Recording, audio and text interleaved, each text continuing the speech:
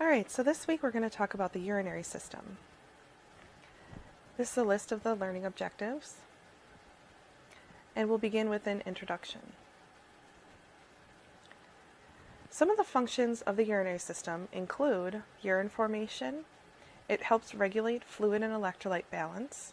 It regulates the acid-base balance of the body, plays a role in the excretion of wastes from the blood, protein conservation, and hormonal function.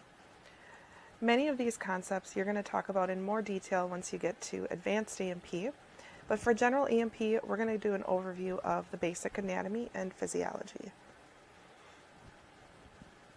So the digestive system breaks down food into particles that cells can absorb. Inside of the digestive tract, enzymes break down proteins into amino acids, and then cells absorb those amino acids. During cellular metabolism, amino acid groups are stripped from amino acids, forming ammonia.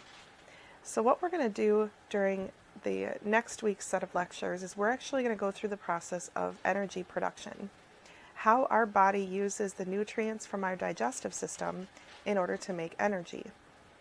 If our body is going to use an amino acid, every amino acid has this R group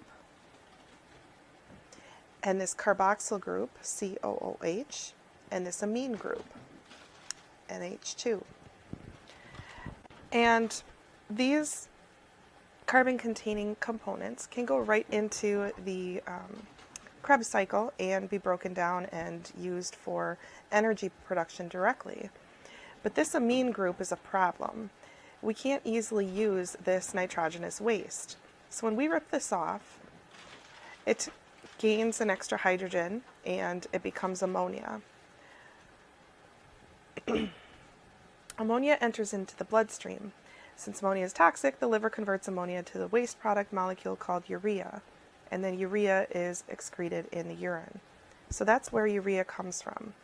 When we use amino acids for energy production, the nitrogenous part, this amine group, gets ripped off, converted to ammonia, and then ammonia gets converted to urea.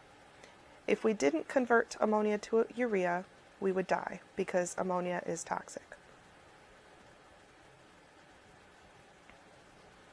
The urinary system filters the blood, eliminates nitrogenous wastes, and helps maintain the ion concentration of body fluids. The four major parts of the urinary system include the kidneys, which you have kidneys on both sides of the body, the ureters, which are the tubes that go from the kidney to the bladder, the urinary bladder, which stores urine prior to urination, and the urethra, which is the tube that urine exits the body through. The right kidney and left kidney are different sized. So the right kidney is smaller and sits slightly lower.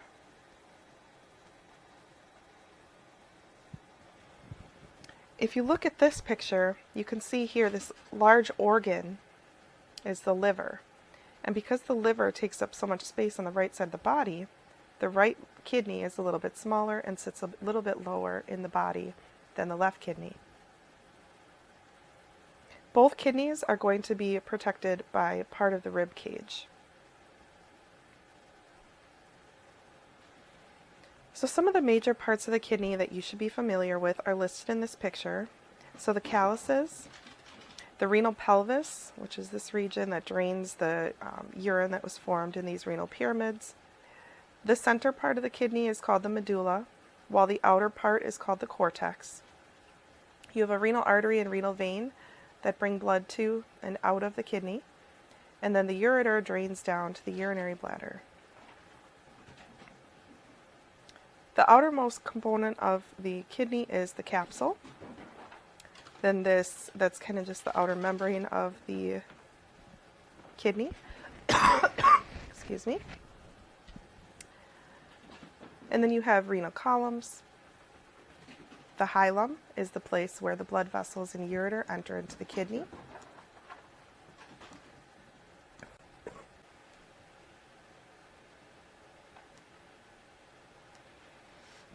Sorry about that. So the hilum, like I said, is the area of the kidney where you have the blood vessels and the ureter enter into the kidney.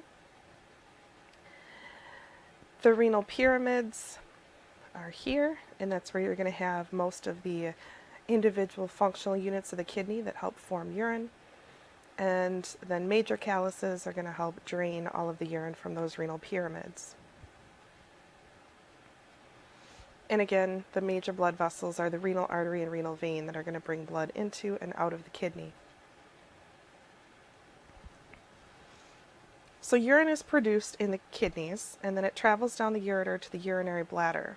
The urinary bladder is a reservoir for urine before it leaves the body. It's aided by the urethra, and it expels urine from the body. So the mechanism for voiding is talking about releasing urine. As the bladder volume increases, you have these MICTURITION contractions.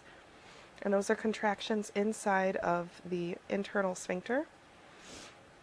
And that's going to prevent the urine from kind of expelling out until the person is prepared to allow that urine to be released.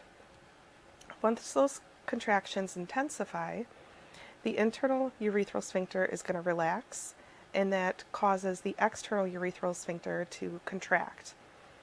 And that's going to remain contracted until the person voluntarily relaxes that. There's different states of urine production.